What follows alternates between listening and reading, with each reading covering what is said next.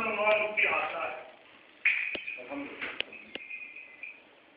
یہ فیشنی لفظ نہیں ہے کہ سبھی پہ ہر آدمی بولتا ہی ہے، بلکہ یہ لفظ وہ ہے کہ اگر ان کو سمجھنا چاہیے تو صرف ان لفظوں سے سمجھ آتا ہے کہ لا الہ الا اللہ کے بعد کیا ہے؟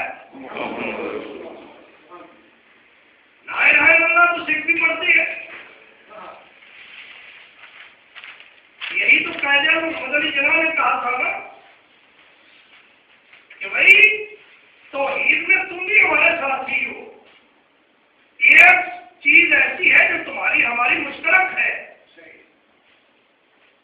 بات قسم کی مسئلہ لا الہ الا اللہ کے بعد جو ہے وہ کیا ہے؟ محمد رسول اللہ. جس نے لا الہ الا اللہ بتایا وہ کون ہے؟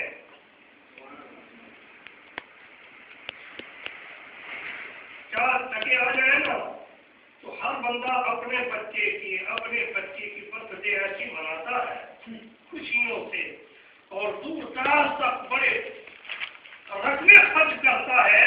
بھائی ہماری خوشی میں ان کو شامل ہونا چاہیے. وہاں کسی اخبار میں، کسی خطبے میں، کسی جگہ بھی یہ نہیں کہا جاتا یہ شرک ہو گیا، یہ کفر ہو گیا. بات تو کرنی پڑتی نا، شریعت کی بات ہے نا. اب آقا دو جہاں صلی اللہ علیہ وآلہ وسلم فرقہ واریت سے پہلے جب وہ بزرگوں کے بزرگ غریب ہو گئے، ان کے پاس کچھ بھی نہیں ہے، آٹا نہیں ہے، سالن نہیں ہے، میلاد کے دن آ گئے. اب کتابی بات کر رہا ہوں. 4 آنے کے چلے انہوں نے، بڑی زبردست یہ کتابی بات ہے، یہ دل میں رکھنا. اور بڑے پائے سے بڑی اللہ کی بات کر رہا ہوں. 4 آنے کے چلے وہ لائے اور اوپر قرآن پڑھا، نبی کی حدیثیں پڑھی جو نبی کے شان میں تھیں. یہ کیا ہو رہا ہے کہ نبی کا میلاد اکیلے بیٹھے خوشی منا رہے ہیں. اب وہ 4 آنے کے چلے جو ہے وہ تقسیم کیے. ہم نے ڈیلی مجمع کے اعتبار سے گفتگو تو کرنی ہے نا. مقصد یہ کہ آپ کا ذکر ہو جائے. اب دیکھا گیا حضور علیہ السلام کو خواب میں کہ بڑے بڑے اعلیٰ قسم کے کھانے تھوڑے تھوڑے ہاتھ کر رکھے ہوئے اور وہ چلے حضور علیہ السلام کی گود میں. کیا سننا یہ 4 آنے کے چلے فرمائے میرے عبدالرحیم نے خوشی بنائی ہے میری. دل میں خوشی تھی. ہم تو تھوڑا سا آنا ہوگا پاکستانی ہونے گئے اس بات پہ بڑی بات ہے.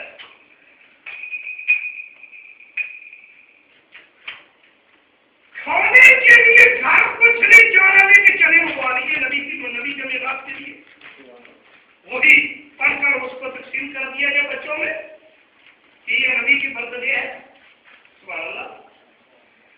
اب آقا جو جہاں صلی اللہ علیہ وآلہ وسلم آپ کے سالانہ خوشی میں طرح طرح کی باتیں کرنی، اپنی ذات کو اتنا آگے رکھنا کہ نبی کے بارے میں ترس نہیں کھانا، جو منہ سے آئے تو نکال دینا، اور اپنی ذات کی بات آئے تو خدا کو بڑا کرنا. میرے بارے میں بات آئی ہے، ہماری جماعت کے بارے میں بات آئی، ہماری پارٹی کے بارے میں بات آئی ہے، ذرا خیال سے بیٹھنا. بھائی ہم تو کہتے ہیں آؤ، ہم پاکستان میں جیسے مل بیٹھے ہیں وہاں دیکھو جا کر سارے محفل میلاد میں سارے بدلواتے ہیں. اب ایک جگہ سے دوسری جگہ پہ شریعت نہیں بدل جاتی، کلمہ پاک تو وہی رہتا ہے.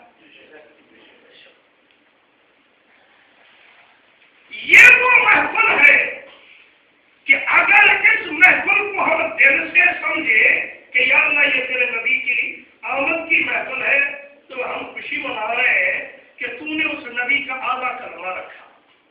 فرمایا دیکھا نہیں تم نے میرے نبی کو؟ مکہ شریف کوئی ہے وہاں کی مٹی کی جو کھلاتے ہو اور کھا کے شفا کہتے ہو؟ کوئی نہیں. مکہ شریف سبحان اللہ.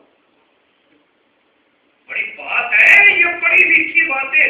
اسی لیے وہ کہتے ہیں نا مفتی صاحب کو تھوڑا سا روک کر چلو بھائی. الحمدللہ باتیں وزندار ہوتی ہے اور قرآن حدیث ہوتی ہے کہ بھائی ہم تو یہی کہتے ہیں کہ جب اپنی ذات کی باری آئے تو ہم پتہ نہیں اپنے آپ کو کہاں تک چلا دیتے ہیں.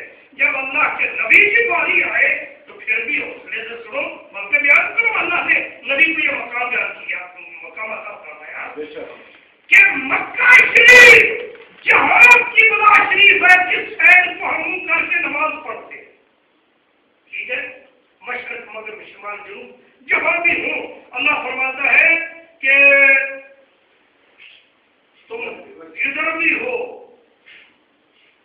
تو تم ایسا کرو کہ قبلے کی طرف جھک جاؤ.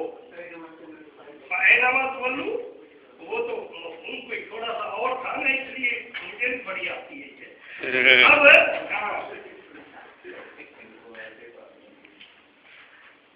حیث ما کنتم فولوا وجوہکم شطرہ، یہ لفظ ہے قرآن پاک کے جو عمومیت رکھتے ہیں کہ جہاں بھی ہو تم اس سمت کو سامنے قبلہ نہیں ہے، اس طرف منہ جھکا دو بھائی، اس طرف بڑا شان ہے قبلہ کا. لیکن جہاں قبلہ ہے وہاں سے کوئی حاجی مٹی نہیں لاتا. کوئی لاتا ہے؟ نہیں لاتا. کوئی کہتا ہے کہ یہ مکہ شریف فلاں وادی سے یہ مٹی ہے، یہ خاک شفا ہے، تو بھی استعمال کر لینا. کہیں نہیں ہے. مکہ المکرمہ کا بڑا مقام ہے لیکن خاک شفا مدینے میں. حضور علیہ السلام نے فرمایا ارض المدینہ شفاء للناس، میرے مدینے کی مٹی میں شفا. ایک بات تو ضرور تھوڑا سا وقت آپ کا دیں گے نا، اس لیے کہ چلو جتنی آئے مٹی کی نسبت نبی کی طرف ہوئی. فرمایا کہ تھوڑا اس مٹی کو پکڑ کر جسم پر ملے، اس کا کوڑ صحیح ہوگا. کیا شان ہے مدینہ پر، کیا شان ہے بھائی. مفہوم کیا نکلا؟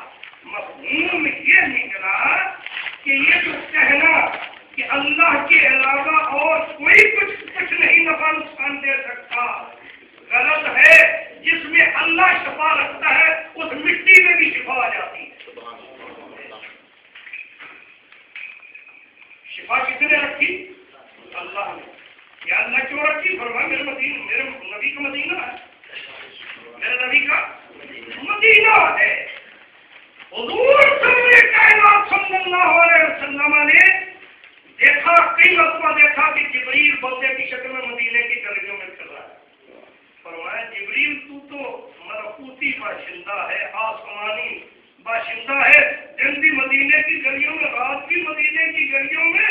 تو وہ کہنے لگے یا رسول اللہ جو لطف مدینے کی گلیوں میں ہے وہ تو جنت کی گلیوں میں بھی نہیں آتا.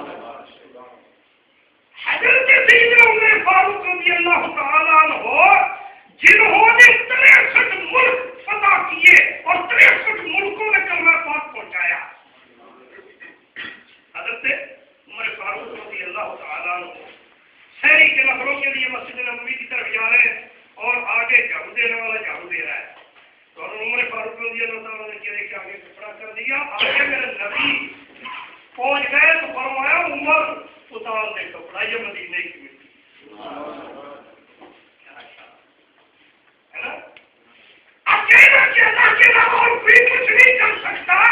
بھائی اللہ کے علاوہ کیوں کہتے ہو؟ تم یہ کہو کہ جس کو اللہ طاقت دے وہ سب کچھ کر سکتا ہے. جس کو اللہ طاقت کون دے؟ نہیں. بات بڑی غور کی ہے. اللہ بادشاہیوں کا بادشاہ ہے، اللہ بادشاہیوں کا بادشاہ ہے. اب وہ بادشاہ کیسا ہے؟ کسی کو کچھ دیتا ہے یا کنجوس ہے؟ اللہ بادشاہیوں کا، بلکہ ہر چیز کا مالک اور بادشاہ کون ہے؟ اللہ. تو یا اللہ تو بادشاہوں کا بادشاہ ہے